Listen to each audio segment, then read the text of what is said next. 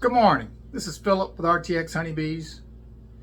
I'm going to show you guys how I make my end bar frames, or my frames, and we're going to start with the end bars. And let me show you guys what I'm doing here.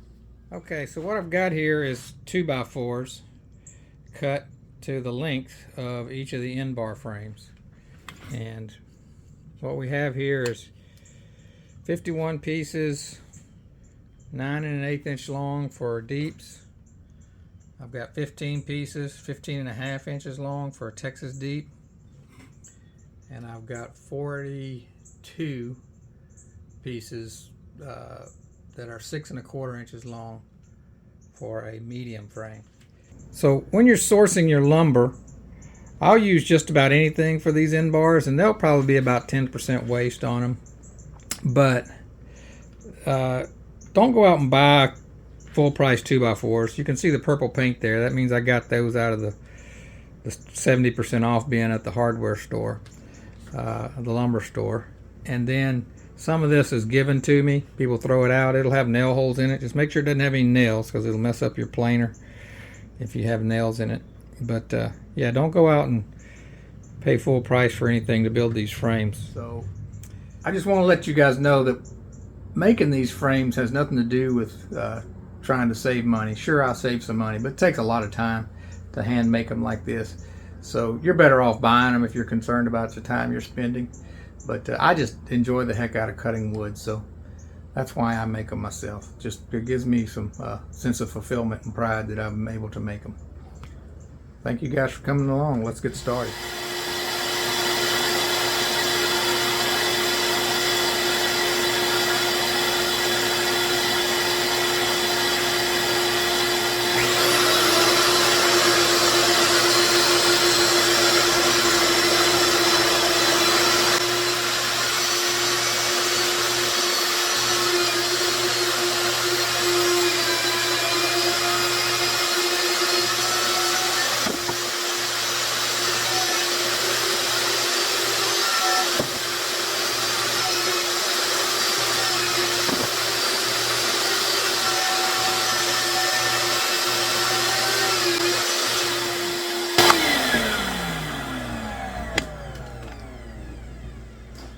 Okay,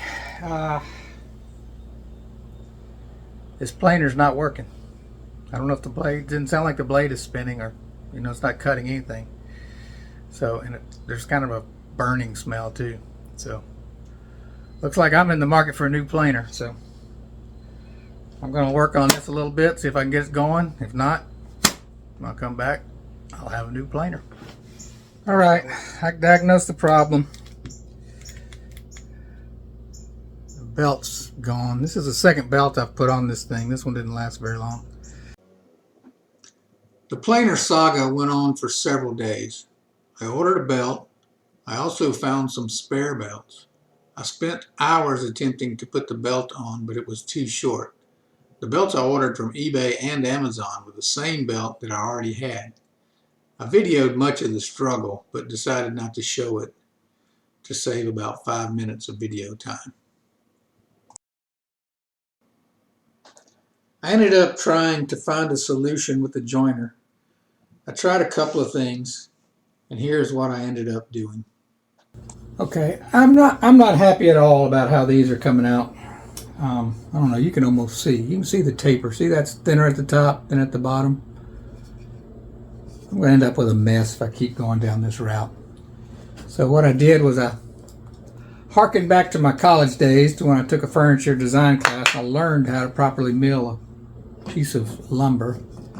And what I'm going to do is I'm just going to use the joiner to take off one side, which kind of straightens any cups or anything out of it. And I'm going to take that side and run it against the fence. And that should be, so this one's planed, and I run this across the joiner. That, in theory, as long as my fence is at 90 degrees, that should be a 90-degree angle. And I'm going to flip it over and take a little off of this side. So now I should have 90 and 90, and that can be on my table saw and against my table saw fence, and I'll take it down to 1 3/8 on this edge, and that should work. And we're gonna do it that way. So let's give that a shot and see what happens.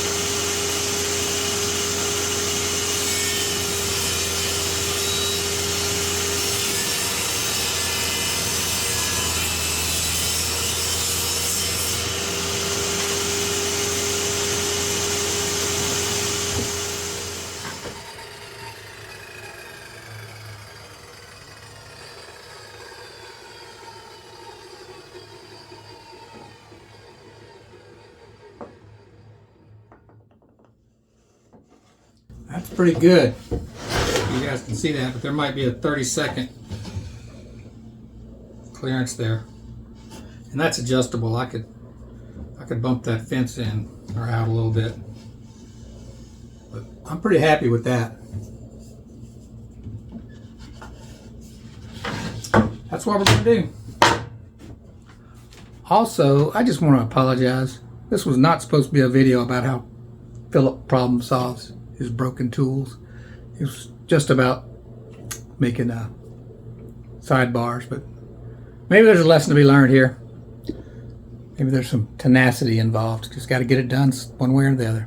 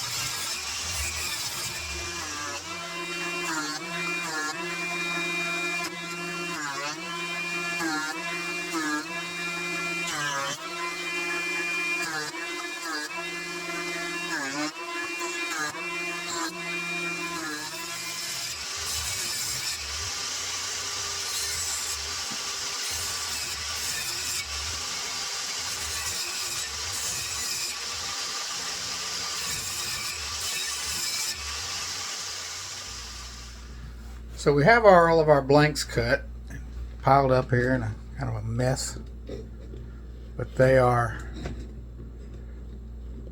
let's see, all of our blanks cut. They're 1 3/8 of an inch wide. Blanks for mediums, for deeps, and for Texas deeps. Now it's time to drill the holes that the fishing line will go through. So, let me show you what I have here. Get a little closer. So, this is the Texas deep. This is the deep. And that is the medium. So it's important that we remember which side of this blank is the top, because this notch is 1/2 inch deep on this end and it's 3/8 of an inch deep on this end. So what I do is I make a line at the top on both sides like that, and that reminds me when I'm routing this out and when I'm going to be putting the taper on it. If I put it at the bottom, then when I cut the taper into it, I would lose the line. So the line will be there throughout the history of the end frame. You'll see it on the edge. There's, matter of fact, you look, it's kind of faint, but you can see it on that one. So that's that. To make these holes go a little faster, I've built a simple jig. And the jig, this is a jig, it's got some holes drilled in it, just like that. It works for all 3 sizes. So let me just show you guys, demonstrate how it works. This fits down in there like that. Pull it all the way to one end. Go ahead and mark the top of this one.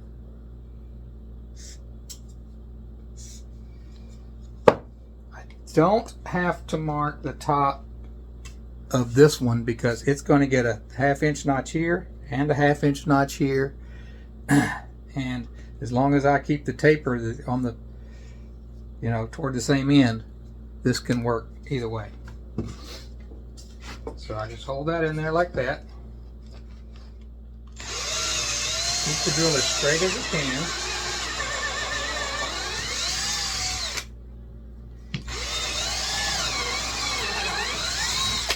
2 times on both sides. This one.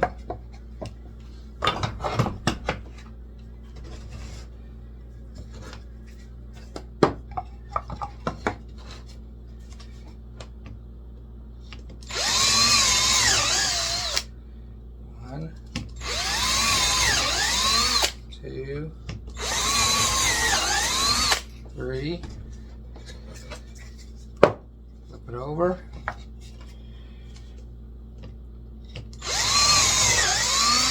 1,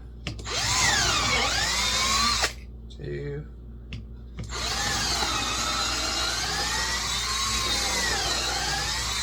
3. On the Texas deep. This one, I'm going to go 3 times.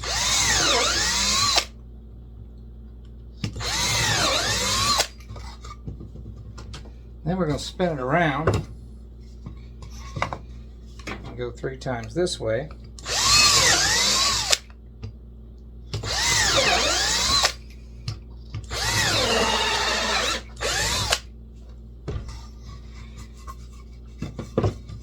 Flip it over.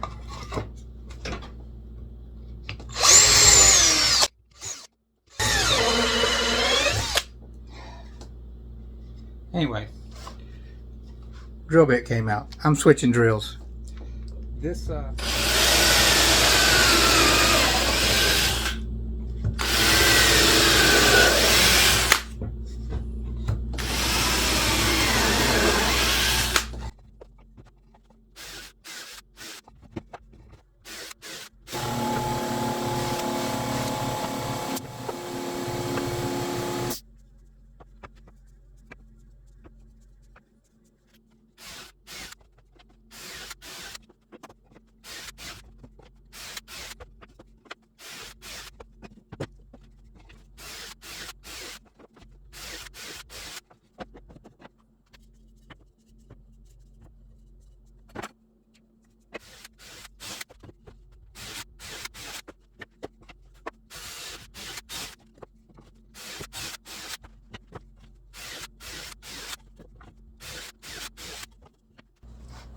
So now we're ready to add the notches to the tops of these. On the Texas Deeps, I have a 1/2 inch notch on the top and the bottom, so I'll run it through on both sides, which will be these pieces. We'll run these top and bottom to get a 1/2 inch notch, 3/4 wide on each end. On the deeps and the mediums, these guys, we have a 1/2 inch notch on the tops, and we have a 3/8 notch on the bottom. So that's why we've marked the tops of these. So that'll be our 1/2 inch notch. And there's the mediums. And then the other end will lower the router bit. I'm using a 3/4 inch router bit. I will go ahead and say this would work much better and be much faster with a dado blade on a table saw, but my table saw doesn't accept a dado blade. So until I get a table saw that will, I'm going to cut them like this. This works pretty good though. I got the vacuum cleaner set up to suck up a lot. The router generated a ton of mess. So, but you'll see that this captures just about all of the wood chips. Let's get started.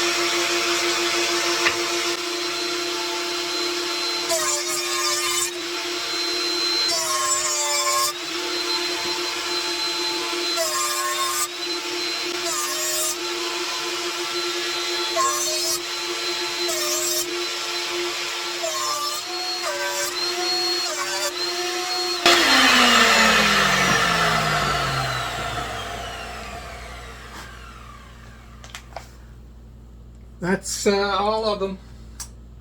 On the 3/4 side, I've got to adjust my router. Basically just going to lower that 1/8 of an inch, and I'm going to cut a 3/8 of an inch notch on the what's going to be the bottom of the sidebar, this notch.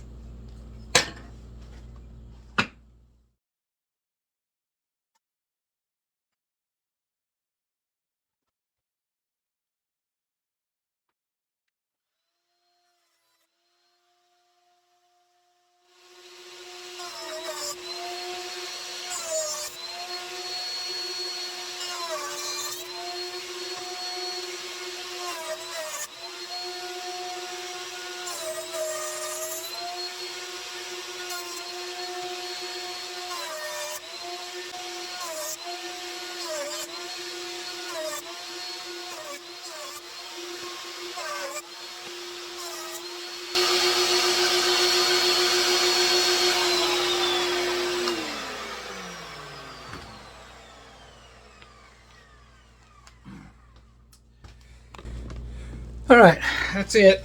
I got all the notches cut, I think, unless I missed it. When we come back, we're going to put the taper on each side. So we're getting down to the short rows. Not too many people know what getting down to the short rows means. So if you're old enough or grew up in an area with row crops, let me know what that. Let me know if you know what that means. So what we need to do now is put the taper on the side of the frame, the 1/8 inch taper. That's the top.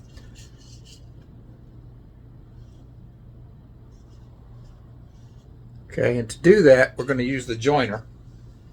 And my joiner will take off 1/8 of an inch at a time. That's the maximum amount, so that's what we've got it set for. We're just going to run these through. Just push them over the joiner. We've got a stop block. We'll go to there. That'll stop it. We'll flip it over. Run it again, and that one will be finished. And we'll do that about, I don't know, 100 times.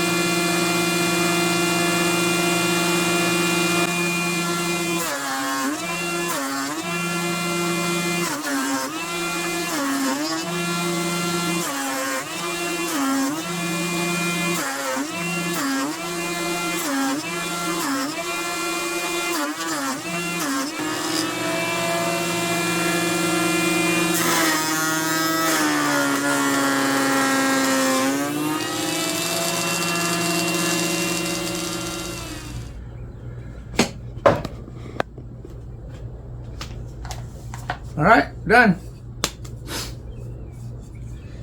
So, just wanted to mention real quick that before I had the joiner, I still made my own frames, but I would slice these up on the table saw before I put this in, and then I would take them one at a time onto my router and cut this into it.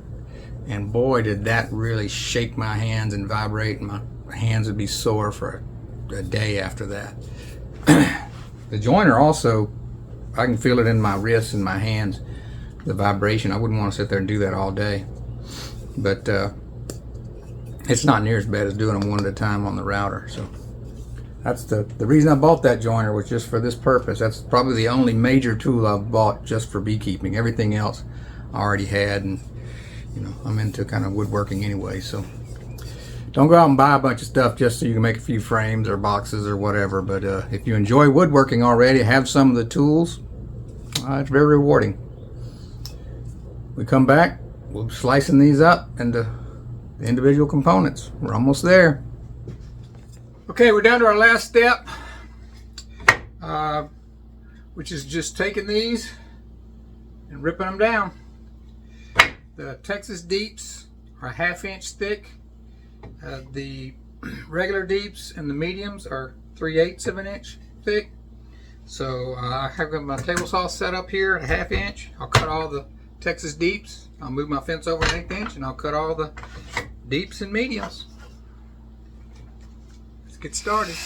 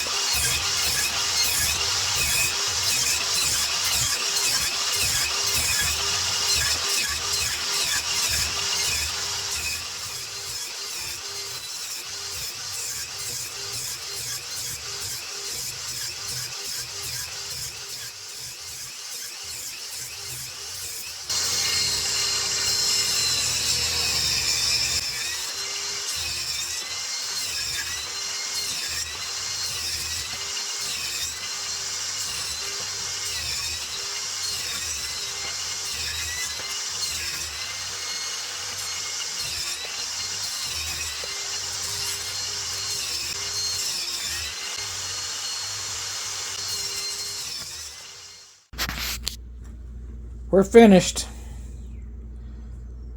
The camera battery went dead while I was in the middle of this doing the cutting, so I had to just finish cutting, and that's them. They're the deeps, bundled in groups of 10. That's all the mediums just stacked up. I have no idea how many there is, but and then on the very bottom down there is the Texas deeps. So a lot of sidebars. The next video will be making the top bars and the bottom bars. So appreciate you guys coming along. It's Philip with RTX Honeybees. Thanks for watching.